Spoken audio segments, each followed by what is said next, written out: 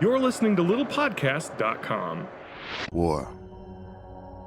War never changes. Since the dawn of humankind, when our ancestors first discovered the killing power of rock and bone, blood has been spilled in the name of everything from God to justice to simple psychotic rage.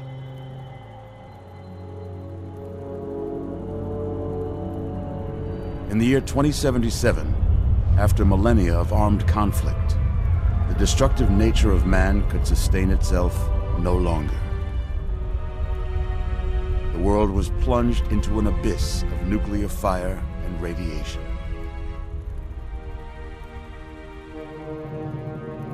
But it was not, as some had predicted, the end of the world. Instead, the apocalypse was simply the prologue to another bloody chapter of human history. For man had succeeded in destroying the world. But war never changes.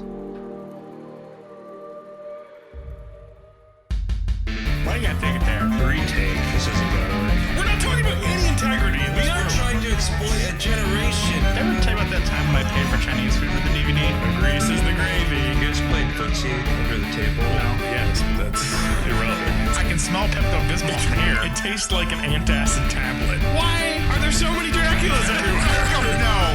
No, there's vampires. Vodka everywhere. Welcome to Born in the 80s. I'm your host, John Rowe, joined by my co-host, Adam Ham. This is episode 193, by the way. Adam, we've been talking. Yes. Something happened last week. Yes. What happened? Let's just get right into it. Let's get right into it. Fallout Paris 4. was attacked. Oh. We're going to talk about Fallout 4. Is that right? Yeah. The post-apocalyptic world. Yes. Of my cat meowing at the microphone. Can you hear her? Yes. Spinelli, I'm working. She wants me to pet her. And I am, right now. All right. Adam, Fallout 4 came out. How far did you get? Got about a week, actually, since it came out. Yeah, I got probably about 6 hours in. Where is that? What level are you? How about that? I don't know. All right. Like, I don't know. 6 or 7 or 8. All right. 6 or 7, I think. 6 to 8. Yeah, 6 to 8. You took detailed notes on your play. Yes. All right. Let me check the notes. See what Adam put in. Boy, I gotta open up. I should probably open up the notes anyway, just for my. Yeah, I should probably do that too. Maybe. Yeah, open up the notes that you took. Let me just get to those. All right. Don't see any notes that Adam took. Good job. Thank you. Well, all right. So you don't even know what level you are. I don't. Do you know what your character build is? Well, you see, you say that like. So you don't really know anything about the game. I wanted to make no. How long did you spend building your character, like face? Like an hour. Jesus Christ. I know. You freaking people. You people. I know. That's what I gotta say, because, like, holy shit. You're one of those guys that spends an hour. Like, you played Mass Effect. Yes. You created your own guy, and he looked like a fucking abomination. I think it was because in, like, Mass Effect 2 it didn't copy over very well, so you had to, like, tweak it, and it just got messed up. It did get kind of messed up. Yeah. Your guy didn't look like a guy. No, not so much. Not anymore. But what does your guy look like now? Do you have a screenshot? Can you share it? No, I don't have a screenshot. Yeah, well, you could easily get one. Yes, I could easily get one. All right, make a screenshot. That's homework. I'll get my guy. Okay. Although I don't need a screenshot for you to see what my guy looks like. Really? Yeah. What does your guy look like? The one that you start with. Oh. I did no customization. Oh, because none? No, why would I? The guy looks like the guy that did the voice acting, so I'm going to stick with it. So it looks like the actual person talking. You don't ever see your guy anyway, except for conversations. Yeah, exactly. Well, there's like Conversations. 10 dialogue options in the entire game, And so... if you're like me, sometimes you'll occasionally pop out in the third person to check yourself out. Yeah, and you see your back. Or you could, like, I don't know, move the camera a bit. You to see could all of do you. that. I don't know. I just picked a regular looking guy. I do want to see what your guy looked like, though. I wish I would have asked earlier so I could comment on it. But we'll put it on the episode page. Okay. So Keep this in mind when you see it. okay. I'm going for it. He's had a lot. He's got a hard life to live. He's addicted to Radex or Jet. He's addicted to Jet. No, what's up? I was going for like a monk build. Okay. I wanted to play through one of these games like Melee. Unarmed and Melee. Yeah. Okay, fair enough. Yep. Unarmed or Melee. I have a really good weapon for you. I have a legendary Knuckles that I got. Oh, really? Yeah, I can't give it to you, but I got it, and I'll never use it because That's cool. I shoot sniper rifles. I see. I have them using guns right now too because right now I'm just not survivable enough. Do you have I have like a max 6 in strength? strength. 6? Yeah. Why wouldn't you max it? I based every stat at 3 first, Okay. and then I spent extra points on top of that. I have. I'll tell you. It was a base of 3. I built my character. 9 charisma, 7 Oh luck. my god! Oh god! 4 perception. No, 3 perception. 1 strength, 1 intelligence, Oh my what? and 2 agility or something like that. Oh wow! Yeah, I have 10 charisma now. I love the charisma stuff, and the luck stuff's incredible. I want to get 10 luck. The Christmas stuff is really cool. The charisma stuff is actually the charisma stuff's necessary for a lot of the base building stuff. You need to have enough ranks in charisma to get the like trade line routes, and Yeah. but that's about halfway up the tree. I think you need 4 or 5 to do that. So 6 you need 6. Okay, well, for local leader. I think. yeah. Yeah. I have both of those. And then, but it's, I don't know, the build was kind of rough at first. I had a really hard time killing people, especially because the guns in the game that you get, like, let's just say this, pipe weapons are the worst thing ever invented. And they're everywhere. They're so bad. They're all ubiquitous. awful. Yeah. But because I took points in ammo scavenger, and those 38, was it .38? I guess 38 caliber bullets Yeah, are the 38 pipe caliber. rifles. I had like 900 of them, and I sold them, and they're worth 1 cap a piece. So they're basically worth bottle caps. Yeah. So yeah, I just sold a bunch of them and bought a bunch of fusion cores. Yeah. I got a couple tips early on in the game. Yeah. Do the Brotherhood of Steel quest, the first one. It's at the Cambridge police station. It's pretty much on the way to Diamond City. You'll get a distress beacon and you go in there because you get a pretty badass weapon as a reward for that. Okay. And it's a good storyline. It adds a lot to the story of the game. It's a side quest, but it's another faction I guess you can join. Right. But the first quest, you don't join the faction. You just like go out with a guy, and he's like, "Hey, you're pretty good. Let me know if you want to join." But he gives you a sweet gun. That's a really good one to do. And I kind of wish I would have done some of the story. Like, did you? How many story missions did you do? Like none. Same here. So I spent 20 hours, and I still didn't go to Diamond City, which is like you haven't first. got Diamond City yet? No. You should go to Diamond City. I did. I did tonight when I played about 3 hours, okay. and I did the first, the Nick Valentine quest, which was Yeah. incredibly good, and that character's amazing. He is amazing. And now I roll around with a 50 cal sniper rifle that one shots Yeah. everything, and I increased critical damage to like 100% extra.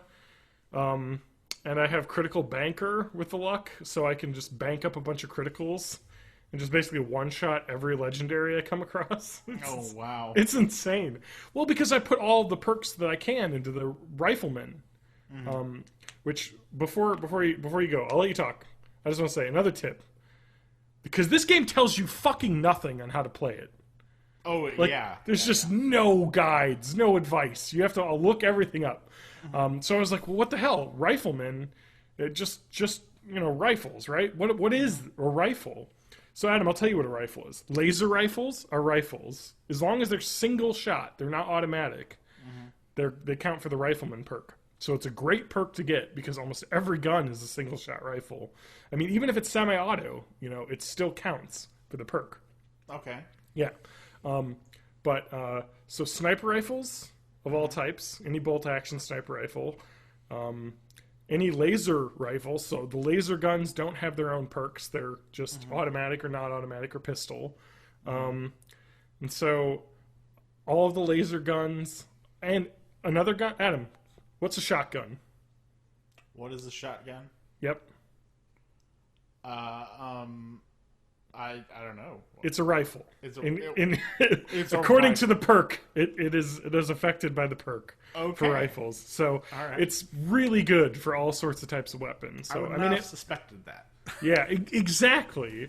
But I had to look it up online. Everyone's like, yeah, sure enough, you put a point into that and it changes the damage values for those. So yep. So that's cool. So I've been just rocking shotguns when people get up close and sniper or 50 cal sniper rifle at medium range, which I just love it. I just love one shot. And I took Bloody Mess as well. Oh yeah. You have to. Sure. Yeah. Because you snipe someone and they just explode into blood. Anyway, what's your experience with this game? You clearly got farther in the story than I did. No, actually I didn't. Oh, okay. I got to the part where you get your first settlement. Okay, the first part of the entire game. Yep. Yeah, pretty much. And then I kind of wandered a bit. That's what I did for 20 hours, yeah. Yeah. I found this bunker. Uh-huh. That was like an Air Force bunker. Oh, yeah. I walked by there and was really quickly killed, so I walked away. Oh, I went down there. It wasn't that bad. Wait, did it have guns in the front of it and like a bunch of robots? No. I think we're talking about different bunkers. Okay. There's one that had like just mess of turrets and robots. No. This is like a USAF like okay, satellite. yeah. I've been there. Yep, did that. Satellite thing. Yeah. Yep. And yeah, it was just like I went through the entire place. I was expecting something like towards the end. Yep. And there was not much of anything towards really? the end. Yeah. I was like, do you know anything about that location? Did you look it up or anything? I know nothing about it. That is a quest dungeon. I thought there might be a quest involved. Yes, that you need to get before you go there. Exactly. Because there's also a door that was locked that I could not open through any means. Yeah, because I'm sure it's that's the quest item is behind that door. Exactly. But you know what? You pick up the quest; it'll be pretty easy to go get it. Yeah, but I mean, it was still really cool. Yeah, of course. And it's just one of the things you wander into that. Yep. And then you come out of there, and then there's this. Here's another waypoint off on the horizon. Exactly. Let's just walk over there. Something right in your view that you can see, and I don't know. You're playing on PC as well, right? No, I have PS4. You're playing on PS4. Okay. Yep. I don't know what it's like on PS4, but my computer is pretty good. As you know. Way to brag. Well, I mean, yours is. I think yours is better, but. Well, thank you. No, it's pretty good. It's pretty good. It's a huge brag there. I got a pretty good video card recently. Okay. So it is running like smooth as butter on mine, and the draw distances are amazing. I don't know what it's like on PS4, but it's still pretty good. Like you can see incredibly far away, and you can just see these little points where you're like, I gotta get over there, and then Yeah. I gotta get over there, and there's just like a ship like out of this part of the town. Yeah. And like that, there's gonna be something cool there. Yeah. Like, I love games like this. These open world. Oh yeah, just mostly Bethesda games, I guess. Yeah. Well, I mean, like Skyrim was like, look at that mountain over there. You can Right. you can climb it. Exactly. Yeah. Yeah. But I love everything about this. I love the humor. I love the post-apocalyptic setting. Yeah. I love that you can take everything, and I do. I am constantly over encumbered. Oh yeah. Because I take everything. Not only am I constantly over encumbered, but my dog is constantly just carrying like 800 coffee cups. Yeah, I know, right? It's just like, hey, just dump it all in there. Adam, did you know that you can dress up your dog, right? I knew that you could put stuff in his inventory. Yep. And stuff, he'll use some of it. I don't know what... You actually have to equip it when it's in his inventory. So you just open up trade, and then when you hover over something you can wear, you just hit equip. They can wear bandanas. Some guys drop bandanas. Yeah, skull bandanas. Okay. Yep. Yeah, you can have a big skull bandana he can wear, and it looks awesome. I have a green one now, and then I found some guy dropped a pair of like welding goggles. Yeah. So my dog's got goggles now that he wears. God, it's awesome. Yeah, I know. It's just that's the thing about this game. Yes. Is the depth of what you can do, and the customization is just limitless. Like I spent like 10 hours just building I know. settlements. I know. I say I played like 6 hours. Yeah. I spent an hour making the guy. And then I played in the story. Yep. Through the museum part, power Yep. armor, Yep. awesome shit. Yep. Settlement.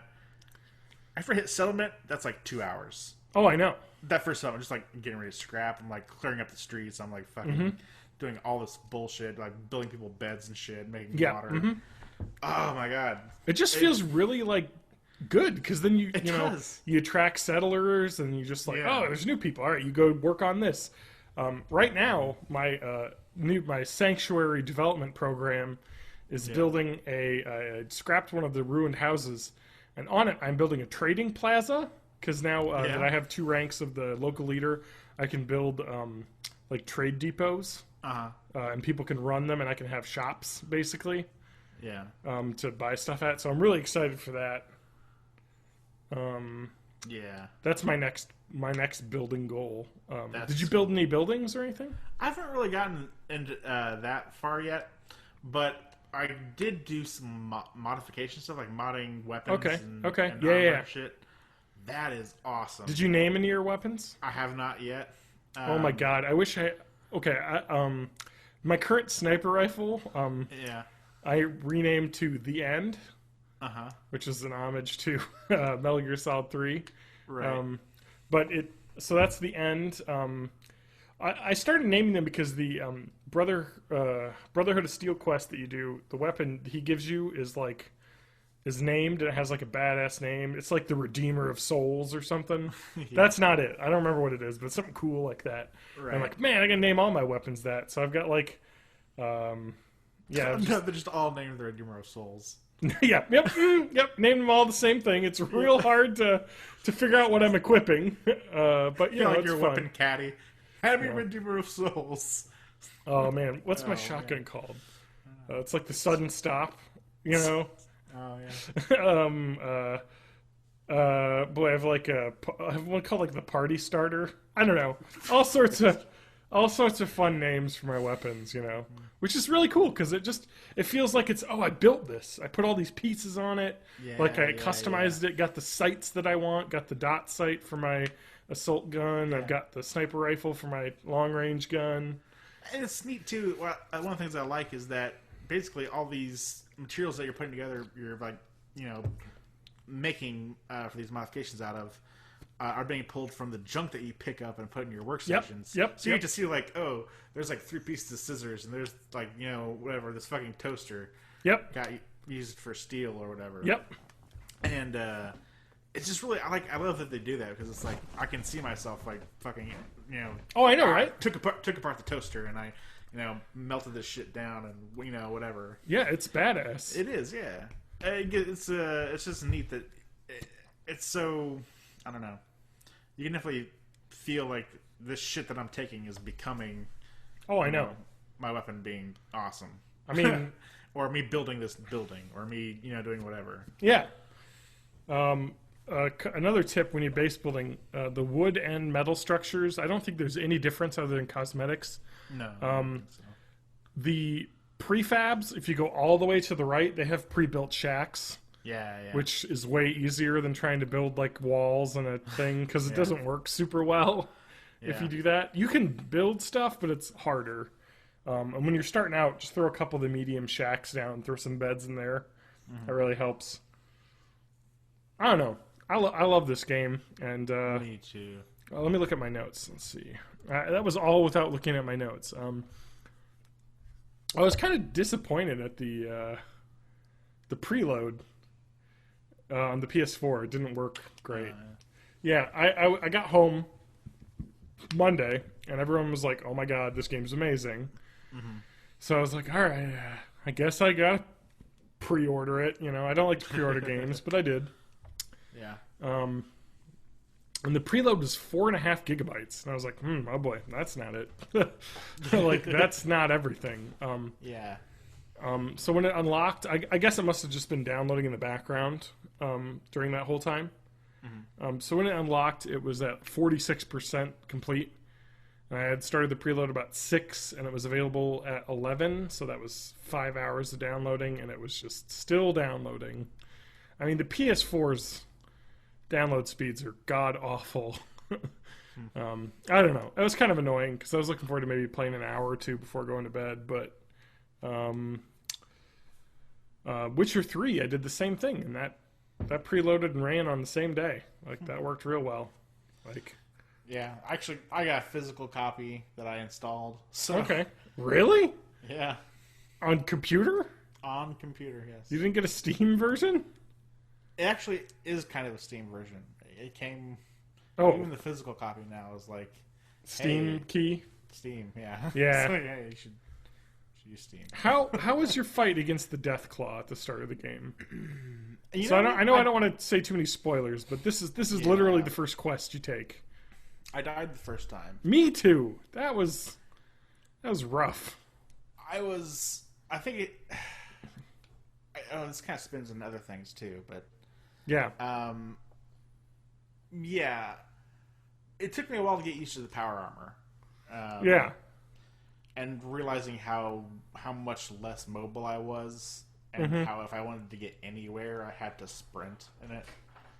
Yeah. And I had a death claw in my face, and also my aim with the minigun was not so great first time round. Yep. Well, I also thought I was not used to the kick and shit. One interesting thing was that I just assumed you had to use the minigun, and I bet I would have had a better time if I wouldn't have used the minigun, because I think I had a shotgun at that point, and I think that would have worked better. It might have, yeah. Because miniguns were not my weapon of choice. Me either. I used it for that fight, but me too. I used all of the ammo, and he still wasn't dead. I did that the first time too. Yep. Yeah. But yeah, the second time around, I did do it. Another tip, pro tip: if you have your dog, don't heal the dog. He can't die. So yeah. Just if they're hurt, they just will whimper for 30 seconds, and he'll get up. So don't waste your stim packs. I will say, I did see one glitch here. Yeah. It didn't happen to me, but it did happen on my copy of the game. Okay. When my friend Isaiah was playing. Mm-hmm. When he got into the power armor in Concord. Yep. It teleported him to Lexington. Oh, okay. Yeah. Good. All right, some powerful power armor. Yeah, and he had to run back to Concord. Well, you could just fast travel. I think he did fast travel. Okay, because running in the power armor uses up the core really fast. It does, yeah. Okay. You don't have much at that point. But no. He got back to town and he was running back up to the spot where all the fighting was happening, where Deathclaw had taken out like everybody. Oh no! But also everybody had done a good amount of damage to Deathclaw. That's good. So he gave him power armor and kind of took him out without a whole lot of issue. But it was pretty awesome. And just the weirdest glitch I think I've ever seen. Where just like getting into the power armor, which you get into and out of a million times in this game. Yeah. I actually had a really similar glitch like that happen. Oh, really? To me. Yeah. I believe I was opening a door, and it teleported me up like 100 feet in the air, and I just fell to my death. Wow. And I was like, all right, well, that I'm glad I saved. Quick save all the time. Yes. The PS4 has quick save as well, and it's incredible. You can save even in the middle of combat. Yeah. So it's nice. You quick save, you save yourself a lot of trouble a lot of times. One other thing I will say about different versions. PS4 versus PC. Yep. Or my version with the PC and then using a controller. Yep. Use a controller. Yeah. It is so much better. The controls on PC are really kind of weird. Yeah. If not weird, they're hard. There's just a lot of. I feel like the shooting would be a lot better on PC, just in terms of control, because I feel like I could snipe better. Maybe you could snipe better. Yeah. For one thing, my setup isn't great anyway. Yeah, that's true. You don't really have a desk. For mouse. The couch PC.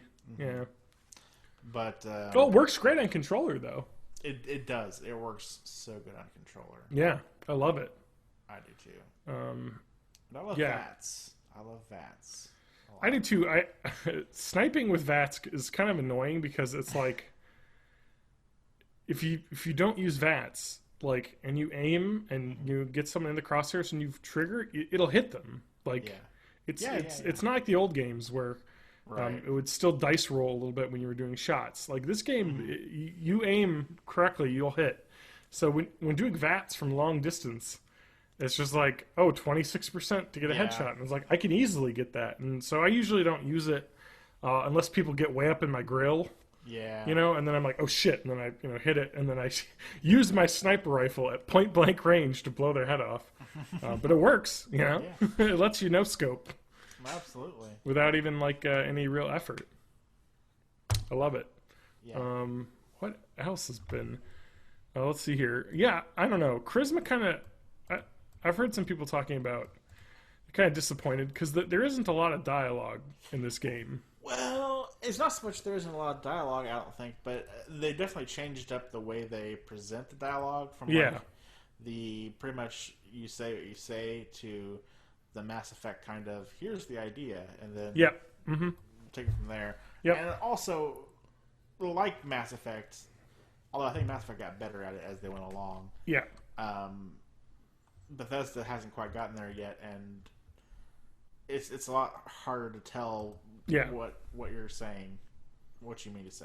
Yeah. Mm-hmm.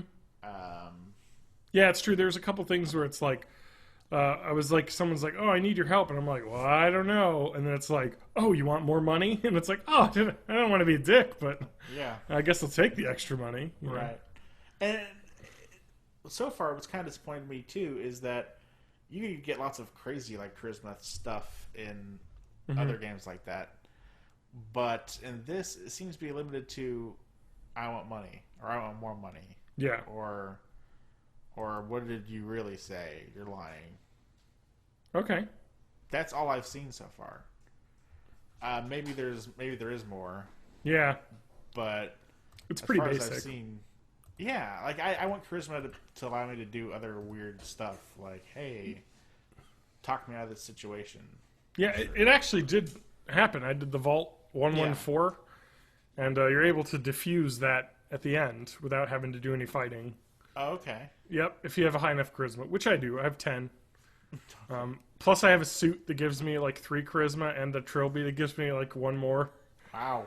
Yeah, I don't wear it. unless I'm out of combat, and then I flip that baby on, that outfit.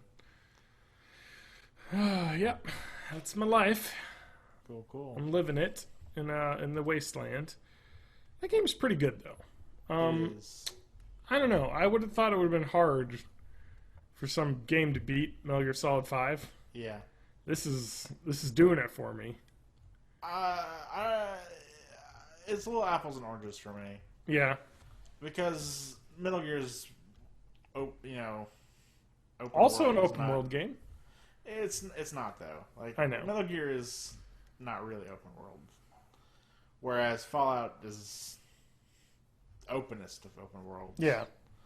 I love all the stuff that's possible and cool. Like stuff like that, like equipping your dog or giving him shit. Yeah. Or if you walk along and there's like a teddy bear on the ground, Yeah. he'll like grab it and like shake his head and like like a toy. Yeah. It's stuff like that they've programmed in. Well, I think there's also like a teddy bear that you can equip your dog with, and Yes, then yeah. he'll play with it. Yeah. It's just Exactly. all this awesome like stuff Yeah. you can do. Like that's incredible. Absolutely. It never ends. Indeed. But I also played. I don't want to say it, but I think this may be game of the year for me. Yeah. Like I really like Metal Gear Solid 5, but Yes.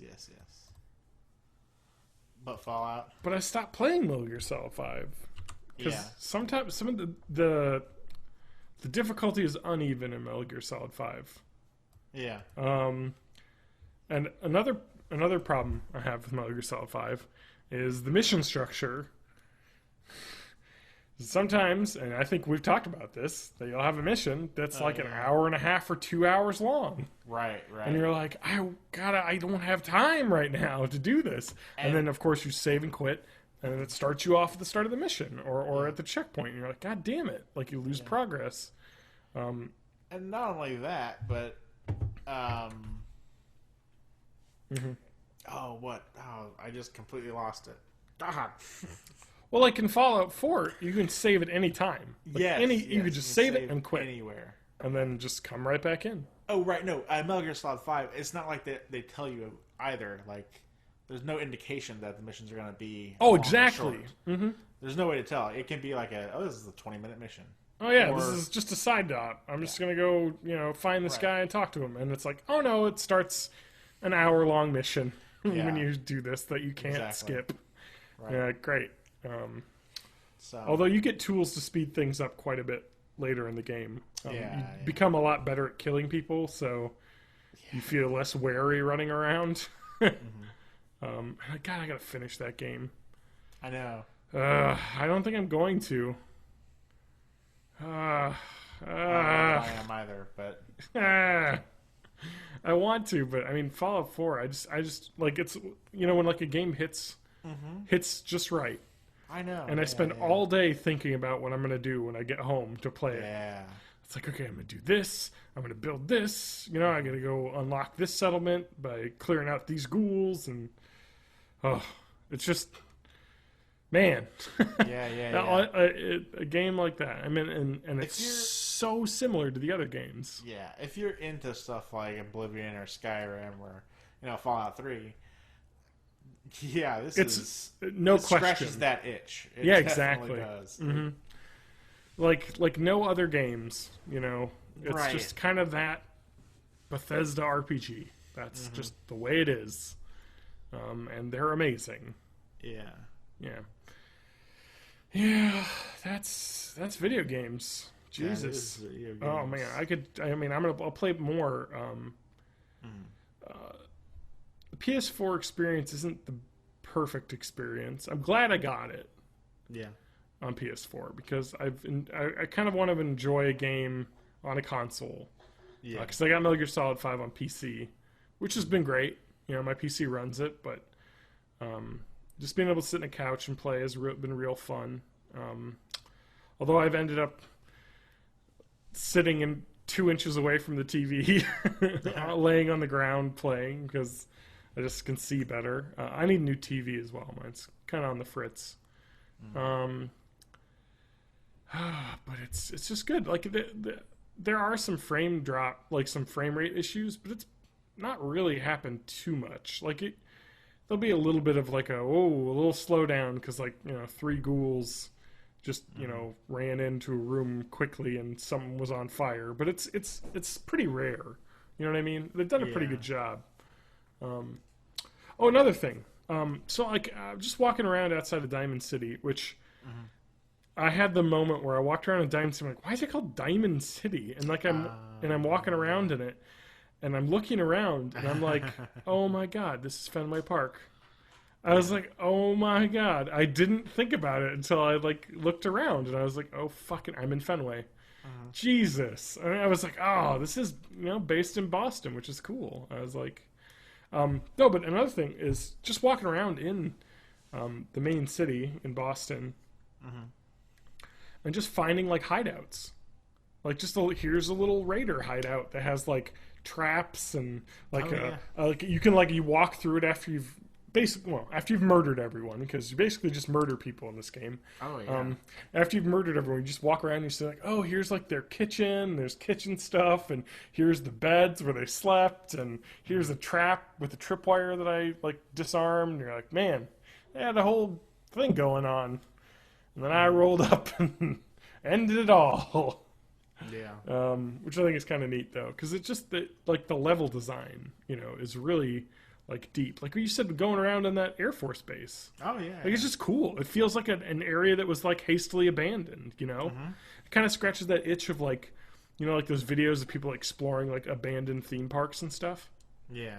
It's like that. You know what I mean? Just kind of, oh my god, what is it like after the fall? Stalker was a lot like that too. One thing I liked about Stalker, the Stalker games. Anyway, yeah, so that's Fallout 4. Do you have anything else? I don't think so. Not at the moment. No. Oh, well, actually, there was one other thing. Okay. I'll just say, from what I've seen so far, the one thing that kind of bugs me about it is they give you power armor right off at the beginning, which is fine. Yep. Mm-hmm. But it is such a difference between being in power armor and not being in it. And it seems like a lot of the game is kind of balanced to say that, well, you have power armor, so you should be in power armor. Because otherwise you will be murdered really fast. Okay, so I had the same problem. Make sure you're wearing armor correctly. Because I just thought that you just wore an outfit.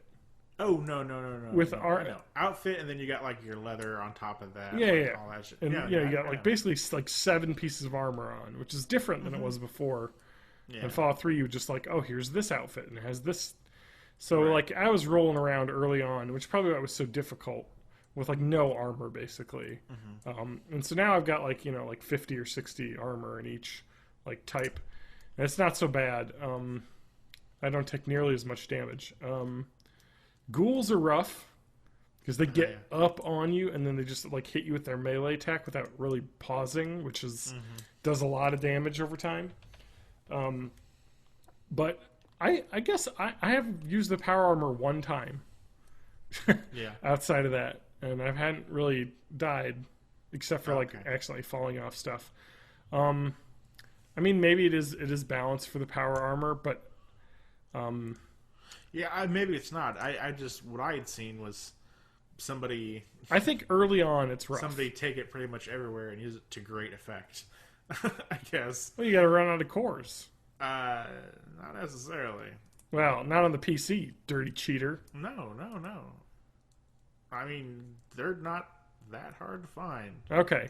And you can purchase them. I was about to say, I was worried that you're going to be oh, the cores are so limiting. It's I got 8 now without even trying to get them. You just get them. They're just laying around. In every base that you go in, keep an eye out for those generators, because they'll have a power core in them that you can steal, which I have done. Another tip about power cores, if you want to make money, wait until the power core has just 5% left, and then eject it, and then you can sell that one for the price the same as a full one. Oh yeah. It doesn't change if they're full or empty. The price. Oh wow. Well, it does change. If they're fully empty, they're worth nothing. Right. But if it has 5% charge on it, it's the same to a vendor as a fully charged one. Wow. Yep. So there's a good tip. So I usually just burn them down and then do it. One good example I heard was that the power armor's for special occasions. You know, it's all right, I got to go clear out this base. I'm gonna get the power armor for this. You know what I mean? That's the thing. If you're generally just exploring around, maybe not. If you're gonna do a lot of walking, yep, probably not. But you find a base. Yeah, you find a base. You're like, okay, I've discovered on the map I can fast travel here now. Yep. Let me go back, grab the armor, fast travel back here, and then fuck people up. Is how it usually goes. I think. Yep. Although at a certain point, once you do start getting core on core, yep, you can just you can fucking take that thing anywhere. Yeah.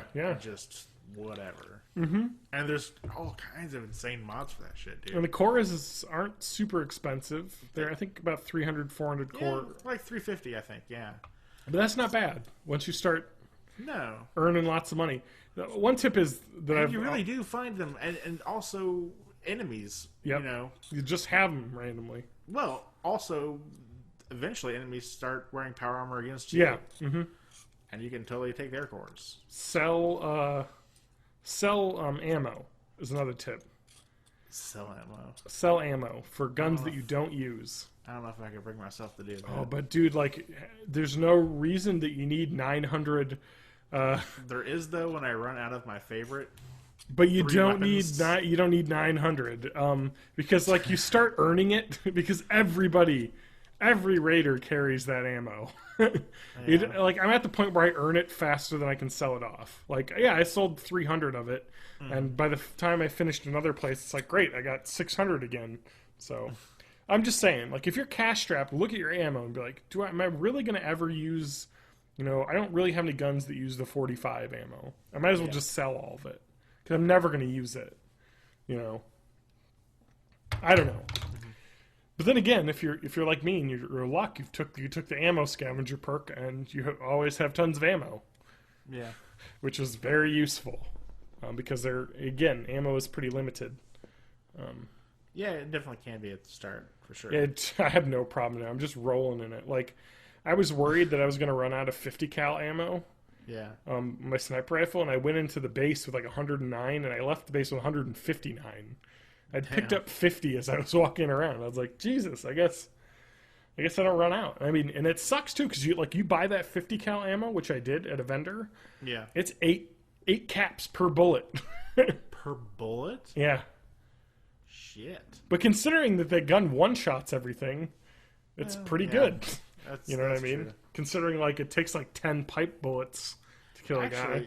From what I've seen, you get one of the best guns right at the start, that laser musket. Oh, that gun sucks ass. Nope, it's terrible. It is not terrible. The fact that you have to manually reload it, makes it really difficult to use when the shit goes down.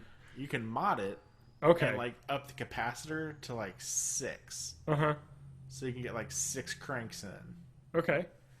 And 6 cranks will melt fucking faces. I guess. Any face that you will see, pretty much. I don't know, man. My 50 cal hardened sniper rifle does 116 base damage. Without the mods of the perks that I took. Yeah, I know. That's a real lot. I found it doing a mission, and I was like, okay, this is my new gun. It was on a boss. Yeah. Which I killed by sniping him with my older sniper rifle that I don't use anymore, which did 98 damage a shot. Sniper rifles are good. That's all I'm saying. Yeah. No, but the laser guns are good. I have a laser sniper rifle that does 75 damage a shot, and I was using that forever. And the laser ammo, I have infinite. I have like 400 of that. Like, Yeah. The laser ammo seems to be pretty if you do the Brotherhood mission, you fight a lot of dudes with lasers, and you get like tons of ammo. So, yeah. Another thing I love about the game. But let's just keep gushing. Yeah. Why not? Just all the collectibles. Like the bobbleheads, the books, like, oh my god, like it's incredible because you find like a comic book that's like, 5% extra damage using this kind of gun. I'm like, oh my god, that's like a perk, you know what I mean? Like, I just found it so it makes you really like. It's incredibly how well balanced this, or how well built this game is because those treasures are out there. It really lends it to be like, oh, there's a building over there. I should go check it out. You know what I mean? Because you're just like, oh, something cool might be in there. And usually something cool is. You know what I mean? Yeah, so, you'll find something cool in there. So you just really have this, like, it really rewards exploration in a really meaningful way. And it's such a good game. I mean, Fallout 3 is the same way. But this feels more open, like New Vegas is. Yeah. Like, Fallout 3 was the subway game where you spent all of the time in the subways. I felt, whereas New Vegas felt more kind of wide open desert, which this kind of feels like. No, this is definitely an open area. Oh, I love it. It's an incredible game. So I was like thinking, oh man, I'm over Fallout, you know, and I was like, nope. No. Oh man, it's just so good. I like a lot of the changes they've made too, like. Maybe we should just say they've made a lot of changes. Actually. Oh yeah, it's very similar, but a lot of things have changed. It's very Fallout, but also a lot of stuff's changed. For one thing, no more skills. Yep, skills are gone completely. So instead of getting like skill ups, all that stuff is done through perks now and different levels of perks. Which I think is really good. I like it too because it doesn't feel like you're like damned if you do, damned if you don't. Yeah. Like you don't feel like you're like, I already invested a bunch into this skill. Like I can't not take more of it. And now it's like, you can just kind of move around on the chart. And I've heard that there is no level cap. Yes, and by the end of I love that. And then by the end of the game, you're like. You have it pretty much like filled out. You know what I mean? That was not the case. Well, it depends what you mean by end of the game. I guess. It depends on how long you take playing as well. Because the main quest can be done within like 20 to 30 hours. Wow. For sure. I could never play it like that. Because that's the type of gamer I am though. I really love exploration in games. So I can't just mainline a quest. I'm like, I'll go find my kid will be fine. Yeah. You know what I mean? Like when you think about it, it's like totally not the way the character would be either. You know what I mean? Yeah. Like the character wouldn't be like, you know what? Sean's gone. I'm just gonna build this windmill. Like your child is missing. Yeah. I don't know. I don't know. I don't feel urgent when doing that stuff. But god damn, is it a good game? It is. It's a fine video game. All right, Adam. Yeah. Do you have any other Fallout anecdotes before we close the book for a week? Say your piece. Not for now. Although I will say. All right. You can get more frames. Yeah. More power armor frames. Yes. And there are different types of power armor. Yes. And also those different types can be modded in lots of different ways. Yep. And it's awesome. Another thing, villagers will take a ride in your power armor. What? Settlers can steal your power armor. What? Yep. Or raiders that raid your village. The fuck? Yes.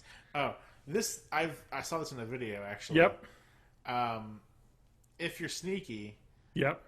Yes, you can pickpocket fusion cores out of enemies' power armor, and it will eject them. Yep. From the power armor. Yep. No, so the way that it works is if you have the power core loaded in when you exit it, anyone can walk up and steal it. Yeah.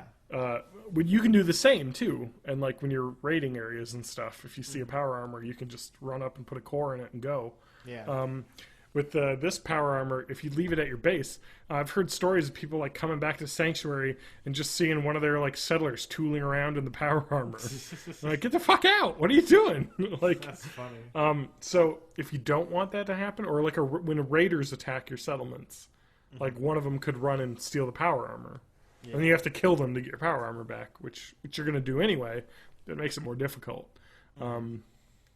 So if you don't want that to happen, just take the power core out after you park it. Yeah. You know, don't leave the keys in the ignition. Is what I'm Right. saying. Right. You know, so I'm looking for. I got sick new paint job on my power armor. Oh my god, there's so many different ways. Like, I know. Yeah, getting these magazines that unlocks like new paint jobs Yep, for your power just armor. so customizable. The game.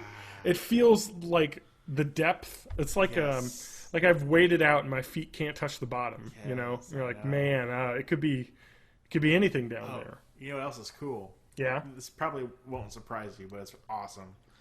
And, you know, in your supplement stuff that you can craft different things. You can Yep. craft Yep. magazine racks, which you can place inventory into and put your magazines in a magazine rack. I know you could make a bobblehead stand, but I didn't know you could make Yes, a magazine rack. Exactly. You can make the bubblehead stand. You can also make a magazine rack. Oh my and god, then I fill have it to out. do that right now. I know, right? I know. I gotta go back to my house. Ugh. Did you? Where did you pick as your like home base? I haven't. It's probably gonna be like the Red Rocket. You know. I didn't even think to outside do the town. Red Rocket one. Yeah. You know what I mean? There's one right across from your house. Like there's like a little station area there with the workshop and everything. Oh, I know. But I was like, you know what? I'm gonna live in my old house. Yeah. So I just redid my old house with a bunch of stuff. Yeah. So I might put a bobblehead stand and a magazine rack in there. Yeah. Oh, that's so good because I don't know what to do with the magazines. They're just in my inventory. Living in the past, man. Living in the past. Hey, man, Gotta I'm move gonna on. bring my kid back there. I own it technically. It is my property. Yeah, it is your property. I have the deed somewhere. It's probably burned up, but 200 years. But yeah, I don't know. Really enjoying it, Me too. and I knew I would, Me too. because the reviews, well, especially after the reviews came out, everyone was like, "Oh yeah, this is pretty amazing." I'm like, "Okay, I'm in." Also, amazing graphics on the bobby pin and lock animations. You're what? The graphics. Yeah. The textures. Oh, it looks Bobby incredible. pins, yeah, and the lock animations. Mm-hmm. Bravo, guys! It looks like a real Bobby pin. Oh, wait. Bravo, guys. Bravo. Bravo. But totally Bravo. bravo. I know, right? It looks incredible. It does. I Yeah. don't know why it stands out to me, but it just Yeah. every time I see that, it's like, damn, somebody spent some time on that bobby pin. Mm-hmm. Yeah, I don't know. I'm digging it. Yeah, me too. Me too. Man. I'm just looking at the graphics card requirements for Mine Fallout 4. are just right there, like just barely. Yeah. Yeah. Well, I'm looking at what I have. I have a Radeon R9 280X. And I guess I'm fine though, because the 280X can run it on 1080p Ultra. It runs at 60 frames average, minimum of 50 frames. So that's not bad. That's pretty good, actually. That's really good. Yeah. I was gonna say it's actually been really, really smooth on my computer, which I've been Well, what resolution do you run at? 1080p. Exactly. Well, that's the thing, because like a lot of people are like, "Oh, I don't know if it's going to be able to run on my system." And it's like, well, you're running at like 4K. Yeah. Some people do. Like Why? crazy people who have. Why would you do that? You can't tell the difference unless it's a giant screen. Yeah. Because it always bothers me when people are like, oh, I got a 4K monitor. And it's like, okay, are you doing like video or photo editing? Where you need like crystal picture quality and pixel perfect, you know what I mean? It's like, well, if you don't, then, save yourself $600 and get just a nice 1080p monitor. And I don't know, like, you know what I mean? 1080p looks incredible. Like, why do you need 4K? You know, especially if it really hand strings your graphics card. I mean, let's see, if I was running it at 4K, my 280X would be 24 frames per second average. Yeah. I mean, it's insane, the difference. I mean, it makes sense because it's double the resolution as 1080. You know, so yeah, I don't know. It seems to run pretty well though. Like it's not crazy. Seems pretty reasonable. So I'm glad. Yeah, Eric was telling me, my brother Eric was like, I need to buy a new PC, and I was like, what? Your PC is like 3 years old. You know what I mean? And I was like, you got a Core i7 in there? And he was like, I don't know. It just games don't run great. I'm like, yeah, it's, you know, I was like, what? He's got a 2 gig graphic card. I think it's a GTX 680 Ti, I think, or something like that. Yeah, maybe a 780 Ti. No, it's only got 2, or maybe it's a 960. I don't know, but it's only a 2 gigabyte or 2 megabyte, 2048 megabyte video RAM on the card. You know what I mean? I guess that's a big deal now. I didn't realize that it made a difference, but apparently it does. He has a 660 Ti, and at 1080p, yeah, that's running just above 30. And so he was like, I need to get a new PC. And I was like, what? And he's like, oh, I need to customize the PC. And he's like, you can't do that anymore online. You know, like there's not a lot of places that do that. I'm like, yeah, okay. But it's like, why do you need a new computer? Like, you just need a new graphics card. He's like, I don't know. I don't want to deal with that. And I was like, what? Are you kidding me? Yeah. Like, I don't know. It just blew my mind. I was like, dude, like, replacing a video card is the easiest fucking shit you can do. Like, you don't have to know. A lot cheaper than buying a new computer. I know, exactly. Like, you could get, you know, a GTX, you know, 780 Ti or 980 right now, you know, for like $300-$400, and it will make you be able to run every game with no problem because your CPU is, you know, an i7 octa-core. You have 16 gigs of RAM. The only thing slowing you down is your graphics card, and probably you don't have an SSD. You know what I mean? That's it. Like, you don't need a new computer because it's just an insane. Because you're going to spend $2,000 on a computer. You know. Yeah. Anyway, so that's it. I'm excited. I'm excited to keep playing that game. Yeah, me too. All right, Adam. Yes. Let's do this. Okay. Let's do this. All right. As Brock Lesnar would say, I'm going to change topics here to another game, if you will. Okay. And that is Triple H, the game. Yes, the game, Triple H. Yes. No, did you see the Nintendo Direct? I did not. Fall 2015 Nintendo Direct. I remember people being like, "Oh, they're just gonna have a couple announcements, you know, like, okay, this is what we get going at the end of the year." No, there's 8 billion announcements about new games and stuff. So, did you see the new Super Smash Brothers character? I think you told me, but I forgot. Really? It sounded awesome. Yes. Cloud awesome. from Final Fantasy VII. Yes. Is now a DLC character in Super Smash Brothers. Yes. There's some crazy shit going on in Nintendo. They're like, hey, guess what? We got a lot of fucking stuff. They're getting that Kingdom Hearts vibe going on. I know, right? Yeah. So that was a big announcement. The Twilight Princess HD remake. Yeah. Will be out next year, maybe next fall or something like that. They wanted to say for sure. And it was pretty funny because they did the the Nintendo Direct, which is like a press conference, but just all pre-recorded video. And they had just a little teaser image, and they were like, Zelda on Wii U. Because the rumors were like, oh, the next Zelda game will end up being on the NX anyway. So, yeah. And it's like, no. It's going to be a Wii U game. They're like saying, for sure, hey guys, for reals. Yeah. This is a Wii U game. Okay. There's some Splatoon updates. I guess some new maps, which is crazy. That's some good support. Man, Nintendo's getting it.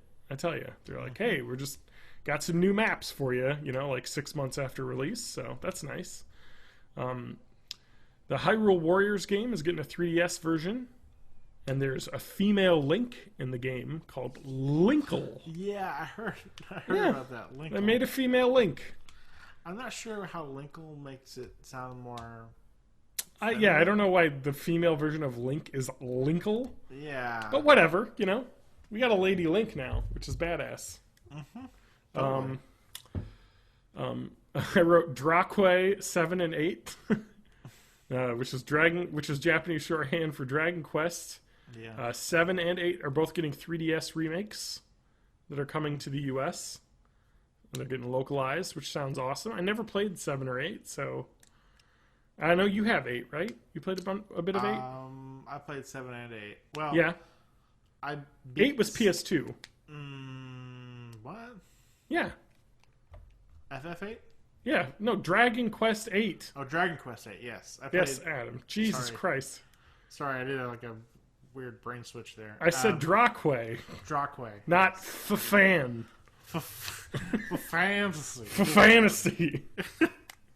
Yeah. No, I played more fantasy, but I did play Dragon Quest 8. Yeah, I didn't beat it. I got... They're long games, turns out. Yeah, about halfway through it, I think. It was Yeah. a great game, though, yeah. Nintendo was like, hey, we want your money. On the 3DS, Pokemon Red, Blue, and Yellow are all coming to the Virtual Console. Ooh. So I'm going to buy Pokemon Yellow. Yeah. I never beat that one. So, and then, the Virtual Console games, the Game Boy ones are $5, I think. So I was like, well, guess I'll play Pokemon again a little bit. I should, man, I don't know. What? Man. I don't know. I sometimes just want to get a Wii U and, like... I had that, and then wanna someone play made the Pokemon. decision for me. Yeah. And so now I have one, and I like it. There's some great... I played Mario Kart this weekend. Yeah. Mario Kart 8 is so good. Like, it... Like, I enjoyed the DS Mario Kart and the 3DS Mario Kart, and those are fun. But, like, just the couch, like, multiplayer is so good. Like, it's so much fun. Like, you forgot how good it was, playing online and stuff. But, like, just having everyone there and trash talking and, smashing into each other is... I love it. Yeah. I love it. Good stuff. It is. It's why I love Towerfall. Like, that's why Yeah. Towerfall is really good. Yeah. Yeah. Okay, Star Fox Zero, that Star Fox game, is coming out April 2016. It got pushed back. It was supposed to be this holiday. Yeah. That didn't look very good to me. Well, we'll see. I think a lot of people were like, hey, I don't know if we like the ideas that you came up with this for a game. And maybe Nintendo listened because they delayed it like 7 months. Because I think it was supposed to come out like, early October, so... Maybe they're making some changes, which they can do. Miyamoto's behind this one. I don't think he's directing it, but they've used him in promotional stuff for it, so he's got a say on the game. So I guess we'll see. Mario Maker's getting some more course search options, better curation of courses, which is nice. It sounded like it needed it. Yeah.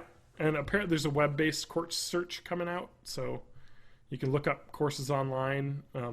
So, like, the idea is like, if you're sharing courses on Twitter, you can have your own, like, page, basically, where all of your courses are, so you can just share a link to your creator, and, like, much easier for people to find, than... just typing in an 18-digit code that you found on a tweet. Now you can type in an 18-digit code that you can bring up on a web page easily, at least. Yeah. Right. So Fire Emblem Fates, Adam. Do you know anything about this game? I know Fire Emblem games are usually games that I would like that are like tactical RPG type things where you're on a grid and you're beating the shit out of other people. Yeah. Yes, so Fire Emblem Fates known as Fire Emblem If in Japan. Yeah. It was announced for 3DS earlier this year. Game story is split into two versions, Conquest and Birthright, that are sold separately. The split impacts the characters players meet and how the story plays out. Nintendo confirmed that a third path, Revelations, will be available to download to those who buy either title. It will cost $20 to owners of either Conquest or Birthright. A special edition set will also be available for $80, featuring all three games, and an art book and a 3DS XL pouch. There's some sick-ass swag looking in that game. The special edition has some sick-ass stuff. I don't really know much about Fire Emblem at all. I think I played... I know, like, Marl. One version? Yeah. I know there's a Marl in there. And, you got a Marl in there, and what you is know? it? Ike, or, yeah. Ike. Good old Ike. Marl Ike. Yeah, so Fire Emblem Fates looks kind of like a, I guess, kind of like dueling storylines, kind of like a Pokemon Red Blue versions of the game. Okay. So you can buy either, and then and it came out in. Is this out already? In Japan? God, let me see what the release date is. I can't remember. No. Simultaneous release in Japan and the US, I guess, next year? Is the thought? No, it came out on June 25th, 2015 in Japan. So this game's been out. Let's see what the reception is. Praise the gameplay, mechanics. Got 9s across the board in Famitsu. That sounds kind of bad too, though. Let's see here. Playing only one side of the story may leave players unsatisfied. So buy 2 games. That sounds unfortunate. Yeah.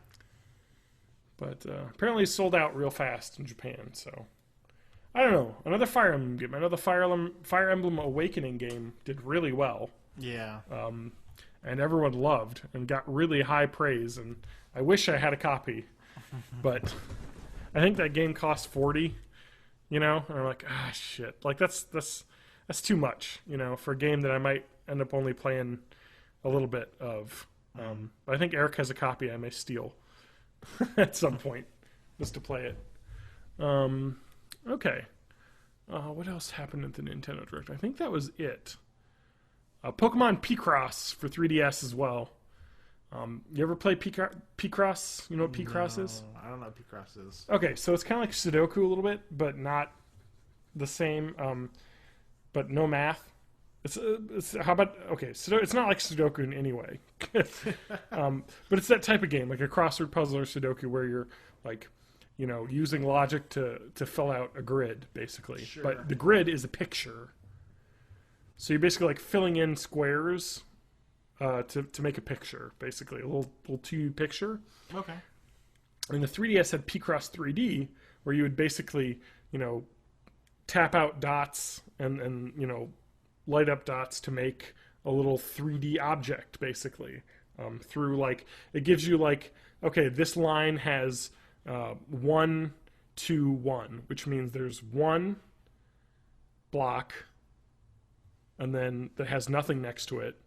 There's 2 blocks that are together with nothing next to them, and then there's 1 block that's separate with nothing next to them. And then you have to, like, you know, pip out the blocks so that you get that pattern, and then, you know, you go across a grid 2 ways. That's how Picross works, and it's really cool. And I'm not really into those logic games as much, but I got way into Picross 3D just because it's kind of like good head scratcher. So I'm kind of excited they're kind of following up on that, because they hadn't made a sequel to Picross 3D yet. But yep, so that's that. Bum, bum, bum. All right, I think we got one last thing to talk about before we're done. Okay. One final thing. You know what it is, Adam. Do I? I know what it is. You do. There's a thing you messaged me about, and a thing you actually added to our notes. Did I? Yes. Jesus Christ. MST3K returning. The Mystery of the Science Theater 3000 Kickstarter. 1000 Kickstarter. Which has actually just met its goal. Awesome. It is funded for 3 episodes. Yep. So that's pretty cool. Definitely. So did you see any of the updates? I did see one of them. I know the host. Yes, the new Joel will be Jonah. Jonah Ray. Yes. Yep. Okay, cool. Yeah. Like, I like him. Yeah, me too. So cool. Totally. I mean, it seems more and more that they're redoing everything. Yes. All new This is casts. like a reboot, pretty much. Yep, entirely new everything. New mad scientists. Yep. We'll see. Hopefully it's good. Yeah. I know people were like jumping on this and they're like, okay, yep, but you got to know, this is very different. Yeah. This is all new, and there may or may not be. There may or may not be, whatchamacallit. Oh my god. It may or not be the exact same as you remember it, basically. This Kickstarter kind of like, it's really weird for me because it's just really kind of, it was, when it launched, it was real confusing. There's a lot of questions. It's like, okay, so what is this? Because like to me, MST3K was the whole gang. You know what I mean? It was Joel, Mike, all the other writers, God, I can't even remember their names. Adam, give me some names. Bill Corbett. Yes. TV's Frank Conniff, Yes. Trace Bellew, the Dr. Yes. Forrester. Yes. Why can't I think of the voice of Tom Servo? It is Pearl. Murphy. Kevin Murphy. Thank you, Kevin Lauren, Murphy. in the Peanut Gallery. Kevin Murphy, yeah, because he has a generic name. But are they back? Maybe? Question mark. Like, is what the answer has been so far, basically. Yeah. It's just kind of like, I don't know where we're at here. Did you back this? I have not yet. Yeah, I have probably not yet won't. either. But I think I don't I'm know. going to, now that it has Yeah. kind of materialized. It's happening somewhat at least, yeah. Yeah. Yeah. I might. I haven't decided yet. I do want to see. Yeah. I want to see it when it comes out for sure. But yeah, I don't know. We'll see. I don't know. We'll see. I know what you mean. It's hard to. I'm super excited. I can't believe you're not like just instantly on this. Well, I love Mystery Science Theater 3000, but like Yes. you said, eyes wide open. This is not necessarily. It's not the same. that. This is It's not the same. completely different.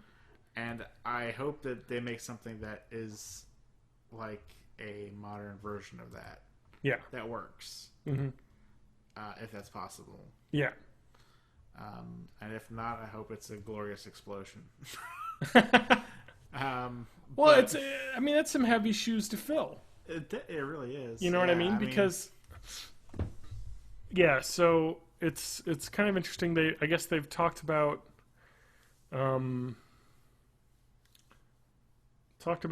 the. I guess one thing I was interested in was like whether or not this was going to be filmed in Hollywood or is going to be filmed in Minneapolis. Filmed in the Midwest. Seems like no. This is going to be an LA deal, which was kind of disappointing to me. Yeah. So I was like, because part of what I really loved about MST3K was just how it feels like a bunch of like regular people made a show. You know what I mean? Yeah. It's not guys anything from Minnesota. fancy, not anything, that. It's just we got these cool like sets that look like something you would build, and they originally did build on a public television studio, stage, and made something kind of special out of it. Whereas this kind of feels like, I don't know, it just kind of feels like it's going to miss that charm, you know what I mean? Because it was and then something about MST3K also rings to me is it was kind of a time and a place, It really made it to be what it is. Yeah, that's whereas true. Now it feels like, is it gonna be that? You know, like, Would that work on TV now? well, is it gonna be the same? Like, Right. I mean, I'm glad that they're doing it, Well, you know. But rifftrax I was gonna has say been filling this void for me. rifftrax is basically that already. It's not only basically, is it? It's literally, if you were watching the last, you know, 4 or 5 seasons, 3 to 4 seasons of MS2-3K, well, 4 to 5 maybe, of MS2-3K, it's the same people. I mean, it's Bill Corbett, it's Kevin Murphy. it's Mike Nelson, all doing it and writing it, and those were pretty much the people leading the show at that point. I mean, you're missing some of the other writers, Mary Jo Pell and other people that didn't, you know, join in with the rifftrax people, but I mean, it's mostly the same creative minds. You are missing the sets and the interstitials and the Satellite of Love stuff, which is I enjoy too, because it kind of adds a little bit of story to the story. You know what I mean? Sometimes like, that's some of my favorite parts. so exactly. Sometimes some of those moments just, you know, make you laugh because they're, you know, they, like, you know, for instance, in Riding with Death, there's a point in the second part of the movie or the second episode of that movie. It's totally not 2 TV episodes smashed together to make a movie, which is totally what that movie is. But in the second episode part, there's a part where the character from the first one, they needed to keep her like in the movie just because it would have made sense for her not to exist. And so there's just like a TV screen where she's just like watching them do the stuff, and they all cut to her, and she's like watching the characters, and like she's like, "All right, give it the old college try." And you're like, "Where are you?" And then they did that exact same like you know, on the set of the Satellite of Love. They like were like they built like a mock-up of it, and they were like, "Okay, let's see." And then they played it, and they're like, "Oh, I still don't know where she is. This didn't help." You know, like seeing it in person. Yeah, so I don't know, like just stuff like that, like gags you don't get basically in rifftrax. They just, you know, do the movie straight through. There's no breaks. But one thing that's great about rifftrax is I don't know if you've been to any of them, but the rifftrax live events they do are fucking awesome every time. You know, I watched Godzilla Rift live, which was amazing, and it feels like, I mean, that's the show to me. You know what I mean? Like it, MS2-3K left, but it came back as rifftrax. And something that they've been doing is not just focusing on newer movies and riffing those. They've also been buying rights to old B movies and riffing over those. And Adam, you have Hulu Plus, right? I do, yeah. You got rifftrax. Yeah, Hulu Plus has a bunch of rifftrax on it. A lot of the B movies they've done and some of the shorts. So, yeah, Adam. rifftrax is pretty great. I don't know. I think I'm going to be in. The Kickstarter rewards on this really kind of also were perplexing to me. Did you look at any of the reward tiers, Adam? No, not really. Okay, so let's say this is coming out, right? You want to watch all the episodes that they make. How much you paying?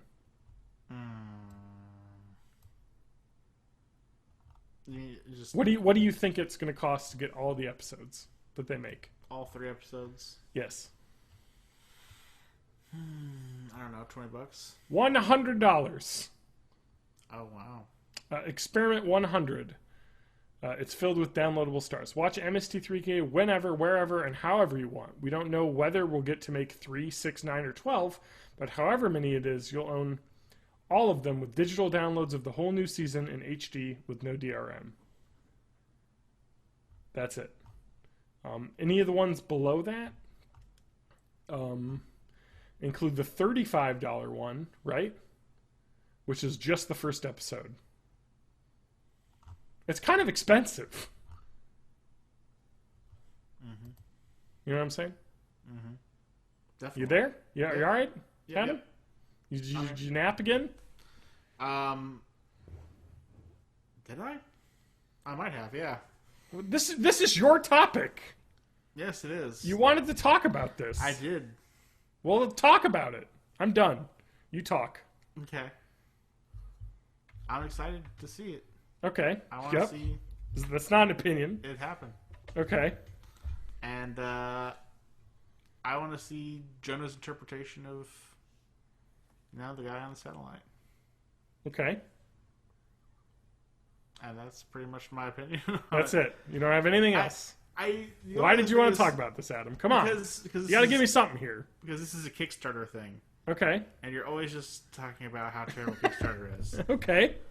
I just wanted to show you that sometimes good things can come from Kickstarter. What's interesting, because this isn't the best example of it. It's not the best example. Because it's not going to be the same thing. It's not going to be the same thing. No. I wish they would have called it MST 4K. You know what I mean? That would have been clever. Yeah. I think it would just make more sense. Because it's like, okay, we did that show. There's a huge break. We changed everything out. Because he made like some sort of... Joel was talking about how it's like, okay, well, we changed hosts. We changed voices. And it's like, well, you changed you once to Mike, who has already had writer for, since 1990. So it's not like he was new. Just new to being the main guy. Right. And you changed out Tom Servo's voice in like season 2 when Kevin Murphy showed up. And then when Trace Bellio left in season 7, Crow became Bill Corbett. Like there's been 3 changes, and it's all been people that were there but weren't doing the on-screen stuff. You know what I mean? Like it's not a big change. This is a huge change. I mean, it's completely redoing everything. Yes. And including possibly the ideology of the show. I mean, who knows? We'll see what it is. But the problem I guess I have with the Kickstarter is that they want a lot of fucking money for the episodes. Yeah. I mean, come on. I'm not paying $100 to get all the episodes, No, I doubt you'll have to once. Exactly, though. That's the thing, is that it's so up in the air right now. It's like, is this... Oh, it's happening. Oh, I know, but is it going to be on TV? Because they were talking about how they wanted to do this to get interest from a network. Yeah. Well, I think that's part of the issue of it costing, like... Because, as I understand it, it's like $2 million to get like 3 episodes, and then 13 is like 5.5. Yeah. And there's a reason why, the extra 10 episodes only cost the extra. Yeah. Oh no. He did a really good job of spelling out how the money works. Actually, the financials are real good looking. Yeah. I mean, it's obvious they planned this out for a while before the Kickstarter launched. Exactly. Because they knew Jonah Ray was going to be doing it. Mm-hmm. That's probably why I think it's a good example. I mean, it's while it may not be MST3K of old, they're pretty forward with that, I think, and they oh no, definitely that's what I liked. Right. Is that but initially when the Kickstarter came out, I think they were trying to go for a campaign because they've released who the new test subject is going to be, and now they are teasing new mad scientists. And they're like, that'll be announced soon. And it's like, okay, so you already had all of this planned out. And that's the problem, because when it first Kickstarter came out, it was like, bring it back. And I'm like, bring what? Like, what? What's happening? Like, no details. You know what I mean? I'm not going to pledge. So I know what's happening. But if it's going to be an all-new cast, then that's cool. That's neat. I like that. You should have said that up front. Like, he was real wishy-washy. They're like, I don't know, maybe, it's like, okay, well, yes or no, like, but I read the updates where it sounded like he wanted to bring back the writers, if he got the money to pay them, That would be awesome. I wouldn't mind that. I don't know. Yeah. We'll see. rifftrax is its own thing, though, so that's the nice thing about MST3K is you may miss it, but you can watch a rifftrax and get 90% of the experience. Yeah, pretty much. Which is nice. I don't know. What's your favorite MST3K episode, Adam? Final Sacrifice. Is either that one. Yep, that one's incredible. Or I also really like... Which one is it? What's it called? I like Hobgoblins a lot. I don't think I've seen that one. No, that's the Trumpy one, isn't it? No. No, that's Pod People. No. That's Pod People is really good. Pod People is really good. But I know, but Hobgoblins is just like there's a bunch of like these weird hobgoblin puppet creatures that like follow these like kids. Oh, I've never seen this one. It's like a Gremlins ripoff, kind of. It's amazing. I love Hobgoblins. MST3K Hobgoblins, huh? Yes, it's a great one. Oh man, I gotta see this one. Oh my god, that looks awesome. It is. It really is. Shit. Oh, it's on YouTube. But there's some. Someone uploaded it. Yeah, there's some really good ones. Cool. So that's good. Space Mutiny, I think. Space Mutiny is real good. Yeah. Let me add a couple of my own. I really like.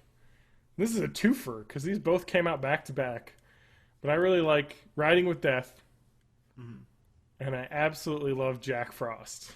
Oh, I love those two. Jack Frost is pretty amazing. I mean, the terrible Finnish movie with the terrible dubbing that they did. It's just kind of bad on its own. Anyway, Soul Taker. Soul Taker is a really good one. Soul Taker is great.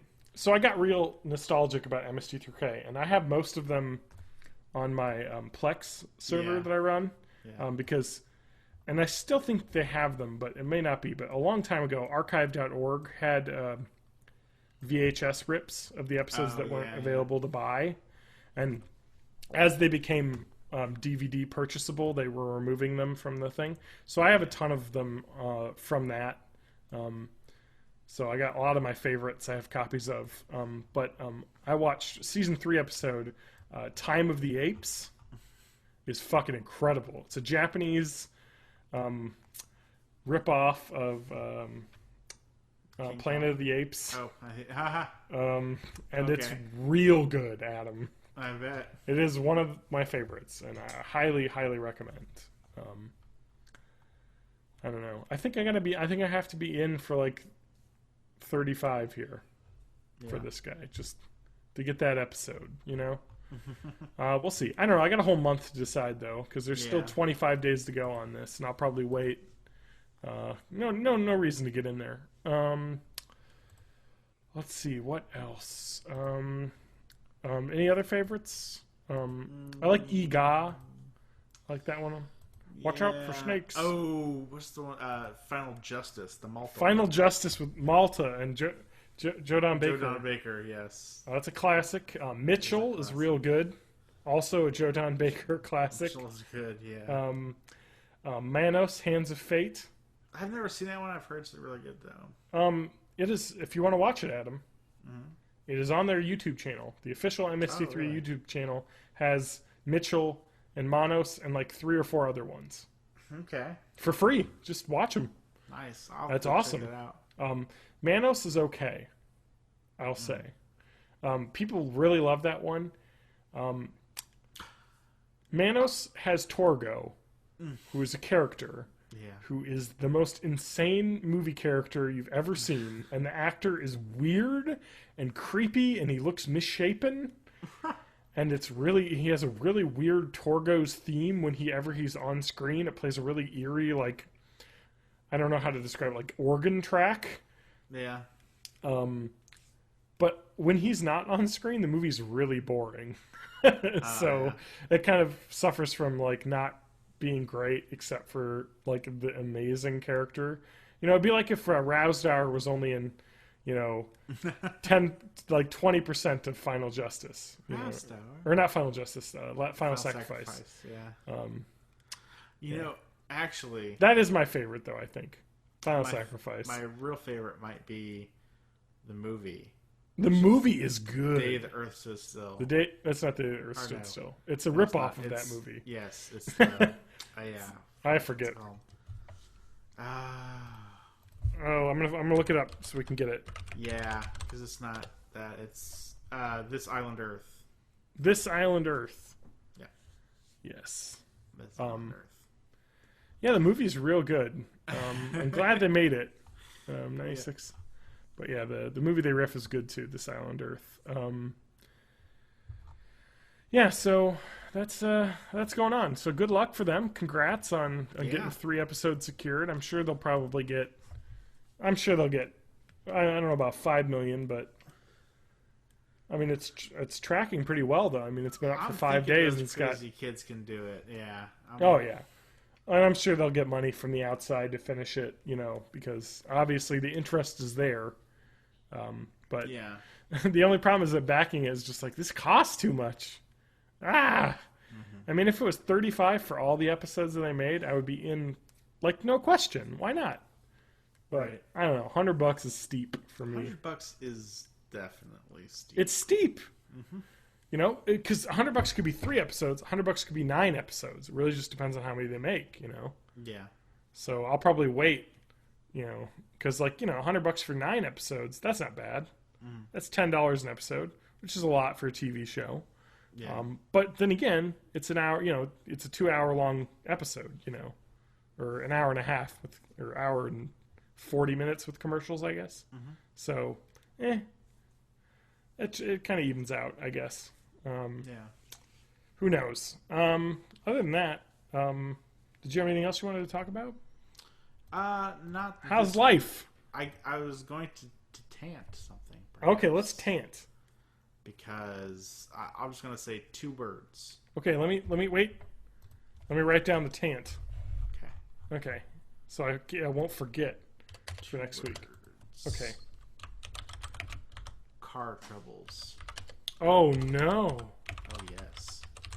that's a rough tant. That is You know, a rough tant. I accept tant. Yeah. Here and there. That's a rough tant. It's a rough tant. That's a rough tant for anyone, even the most seasoned of us. Oh yeah. That tant is too much. Yeah. Well, I'm sorry to hear that. No. We'll see next week. You'll have updates. Yeah. We'll talk I about love it. Updates. It's on the list. All right. We got some other cool stuff I can tant. Oh, also somebody sent us an email or a comment. Oh, really? Yeah, Where? they did. It arrived in my email What? because I am the webmaster. Wait, I don't see any comments on our website. No, I'm sorry, it's not a comment. It's like the contact form. Oh, you don't share that with me. No, Or the bite email that I checked before we started. I am And you didn't put it in the document. the webmaster. Okay, Adam. Jesus.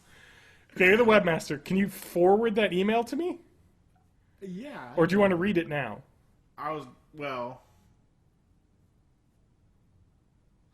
We can probably read it now. Okay, let's read it now. Let's read it now. Let's do that. I just want... You can read it to me. Because I usually talk all the time, so let's have you do Okay. it. Yeah, let's do this shit. All right, let's do it. So yeah, from the contact us form Yes. comes Breton. Okay. I hope I'm pronouncing that correctly. That's, I don't know. He's Oh, I got commented a lot, yes. and I don't know I don't Breton. know. Breton? You look that up. I'll look up Breton. Yeah, you should maybe like link us a pronunciation next time or something. That'd be awesome. Or give us a pronunciation. Comment. Okay. Crazy that it is almost 200. I believe it means episodes here. It is Being crazy. planned. It is crazy. It's really crazy. Breton. It's pronounced Breton, according to the internet. Okay. Okay, it is crazy though. 200 episodes. Yeah. That's 4 years basically of 4, episodes, and it is actually. We started in 2011, right? Mm-hmm. Yeah. So, right? Was it 2011 or 2010 we started? No, it was Oh. it was 2011. Okay. Yeah. Okay. Is that it? He just said that? He just asked if we had anything planned? Yeah. Anything planned? Well, there's a lot more to the comment, but Okay, yep. I don't think we have anything planned yet. We got to plan something. We gotta plan something though. This is momentous. It is. It's a big thing. We got to somehow get What did we do for the 100th? I don't remember. I was there. I'm looking up the episodes. 50 was our drinking episode. Yes, 50 was the power hour of Doom. Yes. 100. Mm-hmm. I think I showed up because I wasn't there. Yes, you weren't there, I think. I think I did show up. Okay, the website's not really loading very well, which is giving me issues. There we go. Okay. Webmaster. Thank you, Webmaster. No, we don't have anything planned as of yet, but we will plan something. So something special will happen. I don't think we did anything for 150 though. No. It was just like The prodigal son returns. Yes, you came back up I did. for 100. And that may be exactly what happens this time. Yeah, maybe. So yeah. Any way for listeners to contribute? I think this is the great way to contribute. Yeah, that's it. I agree. Yeah. Send us messages. Send us messages, comment on the website, Yes. tell your friends. That's the best way. Yeah, absolutely. Now, a lot of people will be like, it costs a lot to host stuff. Yeah. They are lying to you. Well, it costs some. It costs some, but not a lot. Yeah, I mean, web hosting a podcast that you don't. I mean, this may ever be an issue if our podcast ever became super popular, with uptime and whatnot. But we use Libsyn as our distributor, and that's $20 a month. Yeah. For the hosting. So, like, the money that it costs for hosting episodes is only $20 a month. I think they have unlimited bandwidth, but they may be like, hey, guess what? Someone downloaded your episode 1 million times. You owe us, like, $1,000. Then that may be a problem. But right now, with our, minimal amount of downloads, it's not really an issue. And I think hosting the website, bornintheeighties.net, is, I think, $100, $120 a year, probably, for the hosting. Something like that. And so that's $30 a month is what it costs to run this podcast, plus my time and love.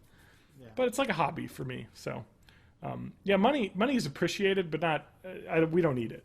Yeah. What really helps us, is promotion. And if you really particularly feel moved to provide us with monetary assistance, yes. Again, I think there is a donate button somewhere on the website. Yes. You can go there, or we did have a Patreon at one point. We still do.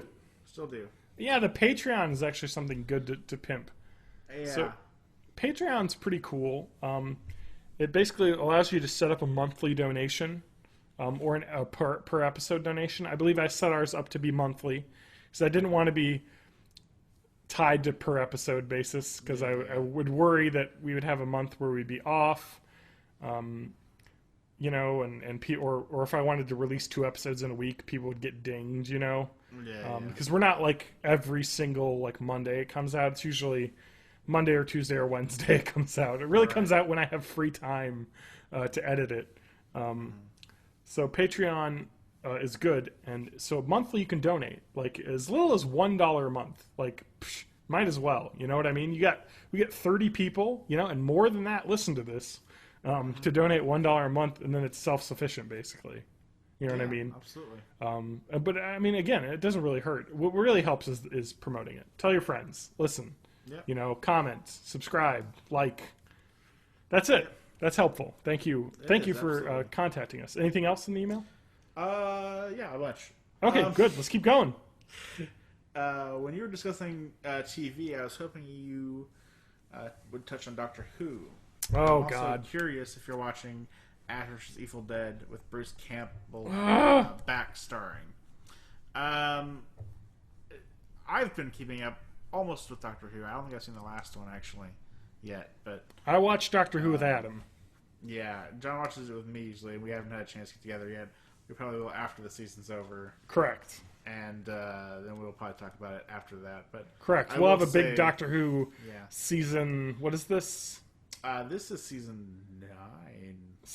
A big season 9 talk. Yeah. When it's over. Season 9. Adam, what are your thoughts right now? Let's give him a taste. Maisie Williams is awesome. I heard it's weird. It is weird. Season seems weird. The season lacks focus. Okay. I think that's an issue. So far. Okay. But we'll see. Okay. Maisie Williams is awesome. Cool. And I have not watched any of Ash vs. Evil Dead. I don't know about you. I want to watch that badly. I do not subscribe to Stars. Yeah, I don't either, actually. I don't know if you can buy them as they come out. Does Amazon have it? I don't know. A lot of times those pay channels won't let you pay to get it. You know, like I know HBO, you can't buy the episodes as they air. We certainly wouldn't do anything illegal to obtain. I wouldn't. I don't know about Adam. Sad episode. Yeah, it doesn't seem to be able to be bought, so I don't know. We'll see. The signal. What? Can't stop the signal. Okay.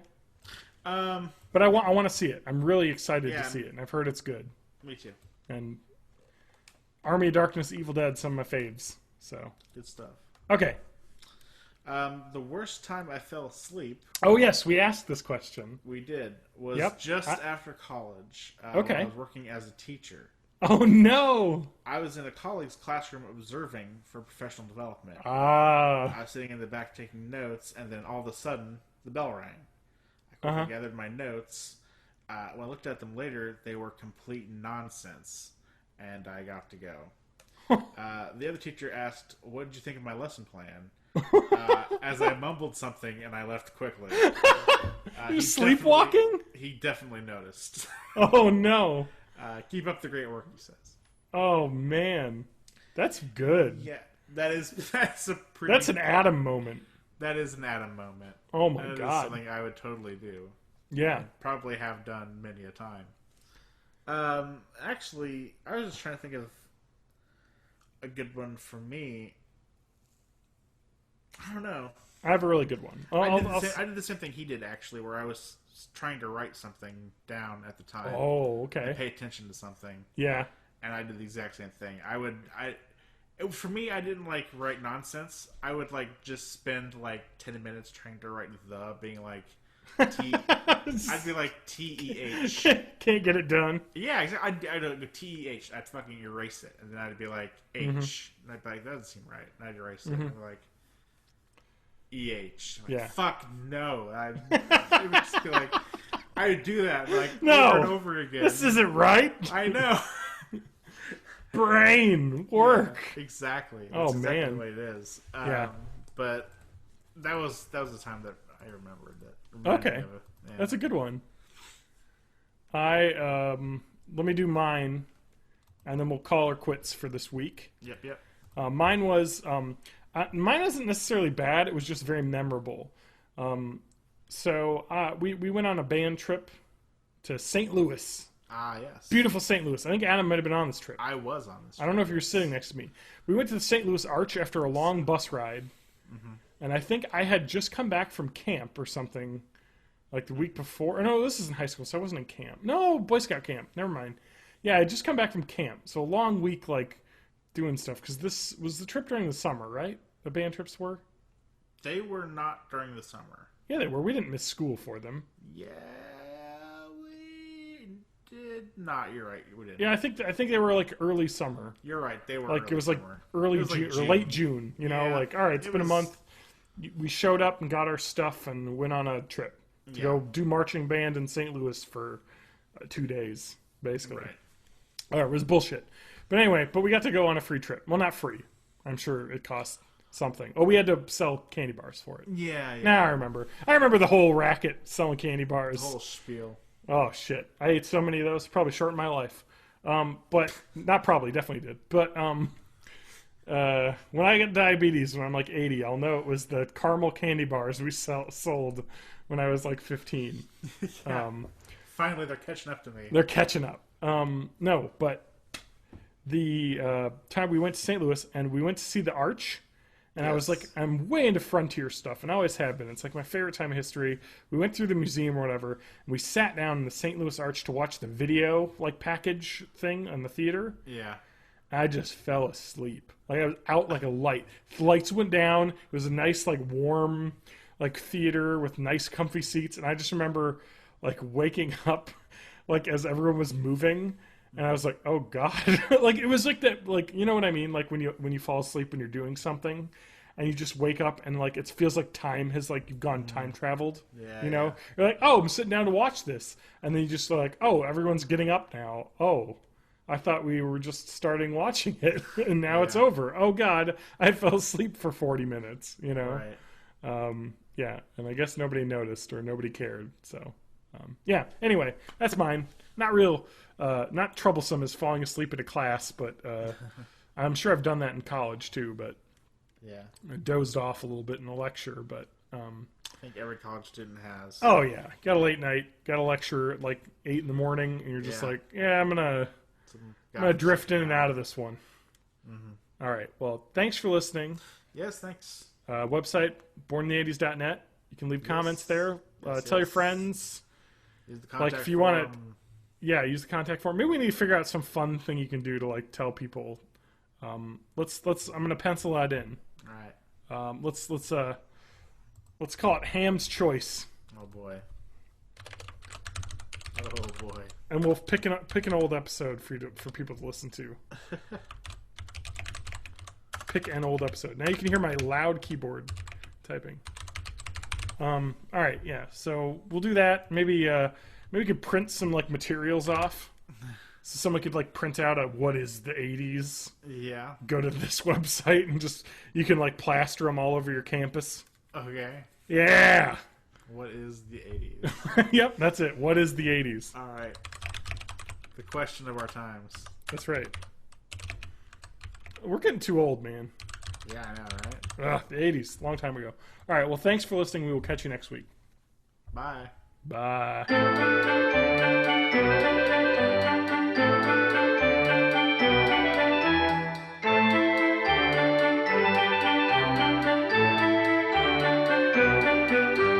War. War never changes.